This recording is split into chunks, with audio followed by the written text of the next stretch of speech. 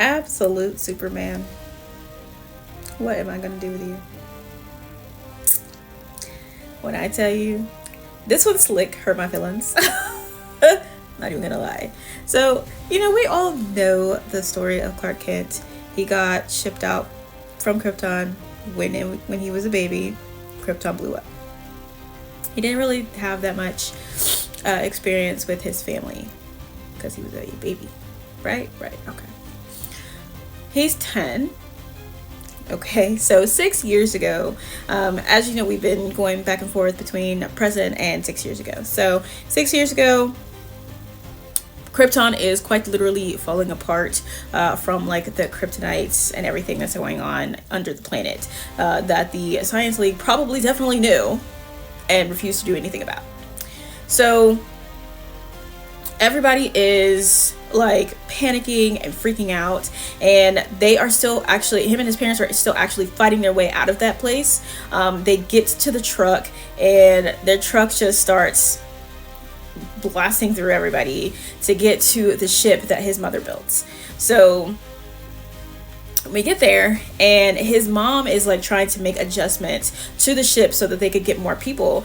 But as his father says, the more you do, it's going to compromise the integrity of the ship, and it's not going to do what we need it to do.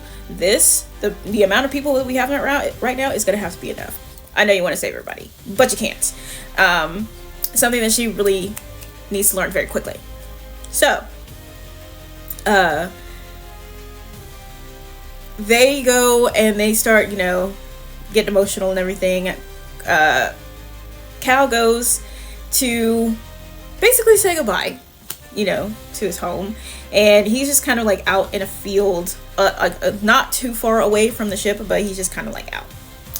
And so while that's happening, in the last issue, that guy Smith, who very clearly needed mental help and wasn't getting it, he slaughtered 23 people for laughing. They knew that Superman was going to be pissed. They knew it. So he has now descended upon them like a pack of marauding Huns to whoop that man's ass. Like, he wants him yesterday.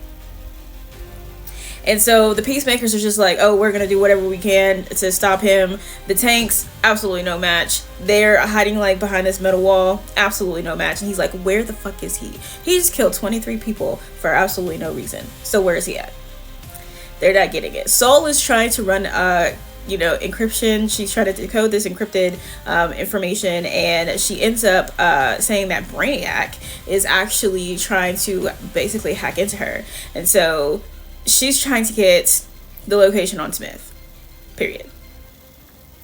Meanwhile, back on Krypton, everybody gets in. They have like the suit that Laura tells them that this suit or this ship essentially needs to bond with them because it's going to create a really, really unique spacesuit. So everybody gets in the ship. Everybody gets bonded with the ship and the suit, and they take off.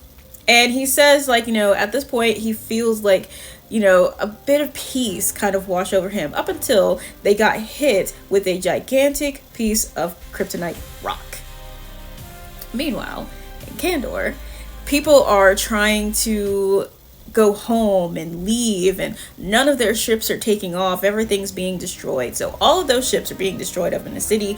But Laura's ship that she built, she gets that shit off there. When it got hit, Soul, the spacesuit, formed around everybody that was falling and created like mini ships.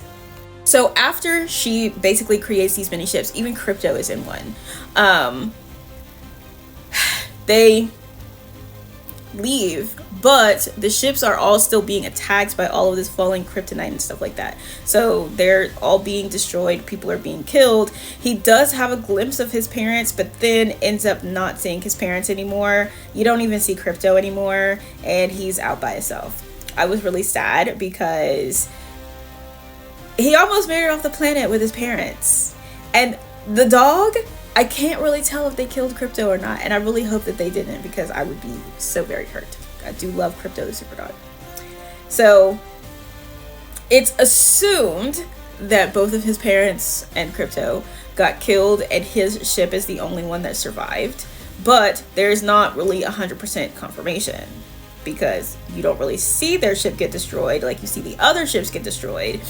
It just, his comes out of that kryptonite cloud, and he's out by himself, and nobody's responding.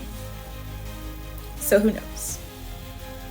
Now, on Earth, while he's still looking for Smith, Soul does tell him that Brainiac has like this whole room full of bottled cities, and people are screaming in them. And it's almost as if she feels bad for that. And she says that he will tell us the location of Smith if you go see him. He's very hesitant to do that, as he should be. And then he's just like, they take off and leave, and they go completely off somewhere else. And she's like, I was running the encryption. I almost had his location. He's like, you know what? I don't even want his location anymore, because I don't know what I'm going to do. He's like, actually, I do know. I do know what I'm going to do him, and I don't want to do that. And so he knows that he's going to kill that man, and he doesn't want to do that. So, he's like, I can't. I need a break. I need to chill. He's like, and I need to be reminded. And she's like, reminded of what? And he's like, of home. And he's over in Kansas, Smallville.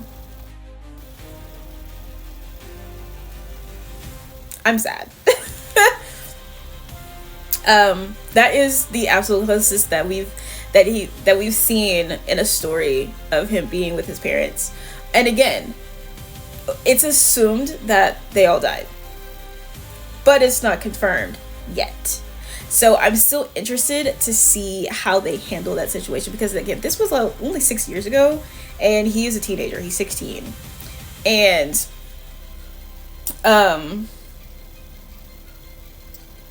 like, he hasn't heard anything from them or anything like that. And then we get the Easter egg of Brainiac having these bottled cities in a room, because we all know about the bottled city of Kandor, but they weren't there. So I'm kind of wondering how that works, because if we have no official confirmation that they indeed did die, like, did Brainiac capture them? You know what I mean? So again, like, Krypto had his own ship, his parents had their own ship. So, and his is the ship that came out of the cloud. But, are we really about to go through absolute universe with no Krypto? That would be weird. I don't like that. But I do like this. I'm continuing to like this story. This is really, really good. And I am very excited to see where this goes. Because it seems that he and Absolute Flash are the youngest, but I'm wondering if they are going to be the same age when they meet, or if they're going to meet, because you have Absolute Batman, you have Absolute Wonder Woman, Absolute Flash started, then you have Absolute Superman, you have Absolute Green Lantern that's about to start, and you have Absolute Martian Manhunter. So it's like, are we meeting? Are we forming an Absolute Justice League? What are we doing? We'll see. But that is it for this episode of The Doctor's Office. If you have not heard the podcast, you can find it on the channel, as well as going on like Apple Podcasts and Spotify and all that stuff, and finding it there. If you haven't gotten the book, get the book. And I'll see you guys at your next check.